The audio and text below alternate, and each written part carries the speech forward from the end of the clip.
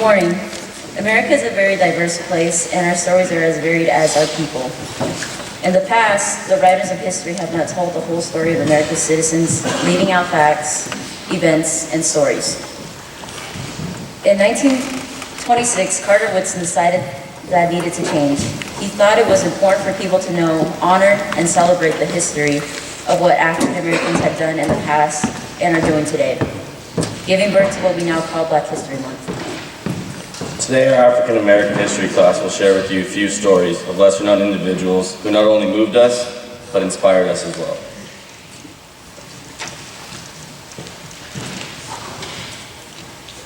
Ida B. Wells was born in Mississippi in 1862. Wells moved to Tennessee at the age of 16 after her parents' death with her 6 brothers and sisters. On one fateful train ride from Memphis to Nashville in 1884, Wells reached a personal turning point. She'd bought a first-class ticket, but was ordered to move to the car for African Americans. She refused and was forcibly removed from the train. Wells sued the railroad and won a $500 settlement, but that decision was overturned by the Tennessee Supreme Court. This injustice led Wells to write about issues of race and politics in the South, and long before long, her articles were published in Black newspapers and periodicals. While writing, Wells taught in a segregated public school in Memphis and began writing about the deplorable condition of Black-only schools in the city. This ultimately cost her her job. She then began investigating the murder of a friend and his 2 business associates. Risking her own life, she spent 2 months traveling in the South, gathering information on lynching incidents, bringing her sometimes violent attention. A mob had broken into her business and destroyed her equipment, and she was warned she would be killed if she ever returned to Memphis. After this, she moved to the North, where she wrote an in-depth report on lynching in America. Her anti-lynching campaign eventually led her to the White House and beyond. For the rest of her life, she continued to campaign for African Americans as well as for women's rights. Wells died in 1931, but her legacy and writings continue to inspire movements today.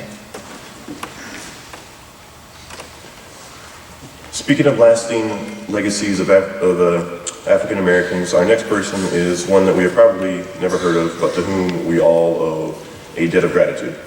Inventor and engineer Lewis Latimer was born in Massachusetts in 1848.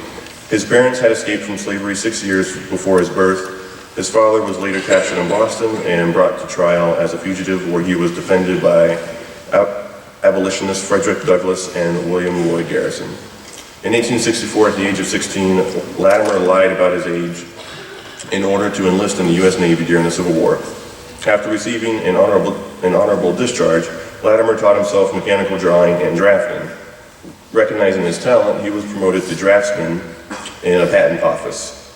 Latimer went on to design a number of inventions, including an improved railway car bathroom and an early air conditioning unit. Working with Alexander Graham Bell, Latimer helped draft a patent for Bell's design of the telephone after being directly involved in the invention. He was also aided in the field of incandescent lighting. He was an indispensable partner to Thomas Edison as he promoted and defended his light bulb design. In 1890, Latimer published a book entitled Electric Lighting, a practical description of the Edison system. He continued to work as a patent consultant and also taught mechanical drawing to recent immigrants in New York until just a few years before his death in 1928.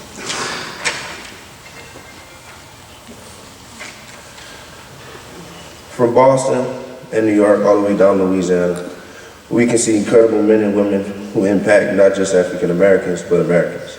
The youngest in history maker we will talk about today was just 6 years old when she came into the civil rights spotlight. In the spring of 1960, after the landmark Brown versus Board of Education, young Ruby Bridges and several other Black students had passed the test to enter William Florence School in New Orleans.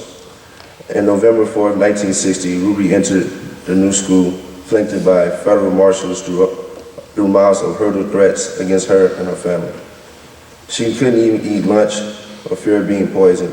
While Bridges remembered feeling terrified, one of the marshals who was guarding her praised her for her bravery. The following year, crowds died down as both blacks and whites stood up to the racist miles surrounding Bridges with protection. Almost 40 years later, Bridges found the founded the Ruby Bridges Foundation, which works to eliminate racism and educate youth. She has been honored many times and received the Presidential Citizens Medal from Bill Clinton in 2001. The photo of this small black girl being escorted to school by 4 large white men inspired a Norman Rockwell painting, and her bravery paved the way to continue civil rights action.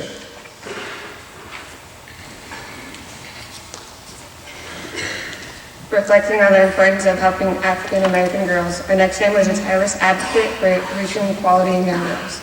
Today, the Girl Scouts organization is made up of young girls from all races learning valuable lessons, but that wasn't always the case. The organization was desegregated by the efforts of Sarah Randolph Bailey in the 1930s. Sarah Bailey spent her life as an educator and missionary who saw the value in the troubled young girls and volunteered her time to provide guidance. In 1935, Bailey began to gather groups of black girls and teach them life skills and lessons. They're much like their white counterparts in the Girl Scouts.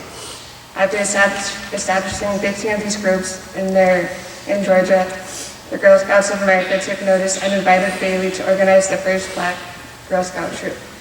The group was formally introduced as Official Scouts in 1948.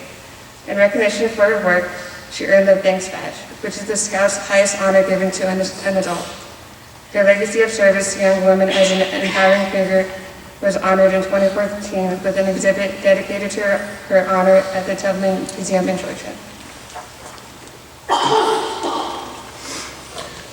Another activist who was also committed to empowering African Americans was John Stuart Rock. He was born in 1825 and became a teacher at the age of 19, but shortly thereafter began studying medicine under the guidance of 2 white doctors. Medical school acceptance proved to be a challenge due to his race, but the American Medical College in Philadelphia admitted him. After graduating in 1852, Rock moved to Boston to open a practice and teach night school for African Americans.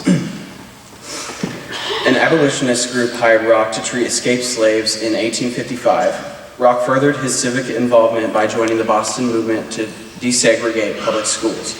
In his speeches and writings, Rock often spoke of the inherent beauty of black people and was a strong proponent of self-improvement and empowerment. He is said to have coined the phrase, "Black is beautiful," in one such speech.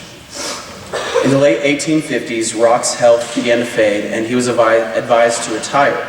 So Rock cut back on his medical practice and decided to study law. In 1861, Rock became one of the first black lawyers admitted to practice in Massachusetts, and 4 years later, he was the first black lawyer admitted to argue in front of the Supreme Court. His legacy is rooted in the fight for dignity and rights for all Americans. In his lifetime, he obtained one of the most highly prestigious symbols of citizenship, and he paved the way for all African Americans to become active and equal participants of the government. Another important legal pioneer was Fred Gray, who was born in Montgomery, Alabama, and studied law before becoming a key player in the civil rights movement. He is most known for defending Rosa Parks in the quest to desegregate the city's bus lines. Gray is also famous for filing suit against the government on behalf of the men exploited by the Tuskegee syphilis study, who were infected and then intentionally left untreated. He went on to become a key figure in African American voting rights and was instrumental in desegregating all public institutions of higher learning, along with the creation of an order requesting the integration of elementary and secondary schools. Fred Gray became the president of the National Bar Association in 1985, and in 2001, he became the first African-American president of the Alabama Bar. In 1995, Gray published his autobiography, Bus Ride to Justice, and he was famously portrayed by Cuba Gooding Jr. in the 2014 film Selma. His role in the civil rights movement continues to inspire activists today.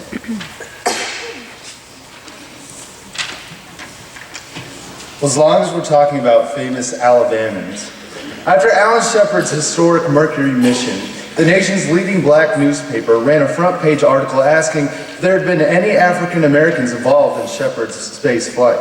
At the same time that history forced President Kennedy to commit the country to explore space, he was also forced to confront the movement for civil rights. In 1963, Charles T. Smoot moved to Huntsville, Alabama, and began his employment at NASA's Marshall Space Flight Center. It was there that he began to lay the foundation for a cooperative program targeting qualified African American students from universities across the nation. That fall, Smoot helped establish a program between Marshall Space Flight Center and the engineering department at Southern University in Baton Rouge, Louisiana, a historically black institution. The young men that Smoot brought from Baton Rouge became NASA's first African American engineers, and thus became a part of the Civil Rights Revolution. From that point forward, Smoot traveled to schools across the country to recruit students in the field of engineering, physics, and mathematics. Smoot held the door open for African Americans to gain access to jobs that they had previously remained out of reach for them. Until recently, few people had known about the first African Americans in the space program. Today, books and films tell the stories of those who performed mathematical and engineering work at the time, when laws would not even allow them to use the same bathrooms as their white coworkers. Speaking of books and films about African Americans in the space program, maybe you have heard of Hidden Figures. As a little girl, Ray Montague's grandfather took her to an exhibit in South Carolina featuring a German submarine. The 7-year-old girl asked the tour guide how it worked. He responded that it was a job for engineers and that she did not need to worry about it. That response drove Montague from the moment on. She earned an engineering degree and began working for the Navy despite the racial and gender barriers in her way. Her studious nature led her to learn how computer worked, advancing her professionally past her male colleagues. For 14 years, Montague rose in the ranks and became a computer system analyst for the Navy. Even though racist bosses in the Navy sneered at her accomplishments, they came to rely on her in a time of need. An admiral had brought a request from President Nixon to design a ship and said the Navy had 2 months to complete the design. The admiral turned the project over to Montague and gave her 1 month to complete it, but Montague finished the design in just over 18 hours. Ray Montague won the Navy's Meritorious Civilian Service Award in 1972, among other distinctions. She retired in 1990 and was inducted into the Arkansas Black Hall of Fame in 2013. She is more widely known today because Taraji P. Henson portrayed her in this year's hit film, Hidden Figures. Miss Montague was not the only Navy pioneer. Oscar Holmes was born in 1916 in West Virginia. He attended college and graduate school earning degrees in chemistry. Holmes took a power company job while he completed a pilot training program. He excelled in the program, and in 1941, he was hired by the Civil Aeronautics Administration as an associate air traffic controller. Due to the lack of ability to advance with civil aeronautics, Holmes quit and joined the Navy. Because of his light complexion, most of his fellow servicemen and superiors thought him to be a white man, and at a time when the Navy was segregated, he was treated as any other officer. The branch commissioned Holmes as an ensign, making him the first official black Navy officer. Due to experience in the cockpit, he applied for and completed an intense training program, making him the Navy's first black pilot. Oscar Holmes never set out to be a pioneer. He said he did not particularly relish becoming the first of anything. He merely wanted to find a career that let him enjoy his passion of aviation. In the meantime, he broke 3 color barriers as the first black air traffic controller, the first commissioned black naval officer, and the first black Navy pilot.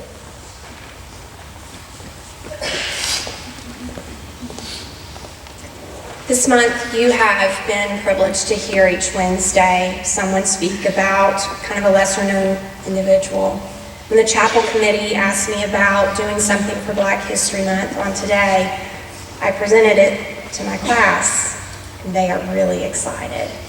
And it is such an incredible pleasure for me to teach and learn too. I feel like I'm learning as much as they are in this class, this African American class. It's been a dream of mine for a long time, to teach something that is so meaningful and so important, to teach a subject that matters not just to African Americans, but to Americans.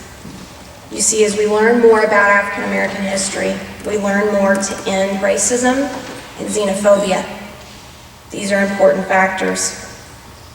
Where we can add value, respect, and safety to an individual's lives, myself and York College are committed to doing that, and we think Black History Month is one aspect aspect of that. We all learn better when we feel valued, safe, and respected. And we hope that today was just an opportunity to shed a little bit of light and maybe even pique your interest in learning about some more important individuals that maybe you've never heard of before. I want to thank my class, not just these people. I've got 19 in the class, and I had so much response to, hey, let's do this or let's do that. I really appreciate all of my class. I appreciate the 4 who have spoken for me over the course of the month on Wednesdays, and we hope that you have found these stories as inspiring as we did. Thank you.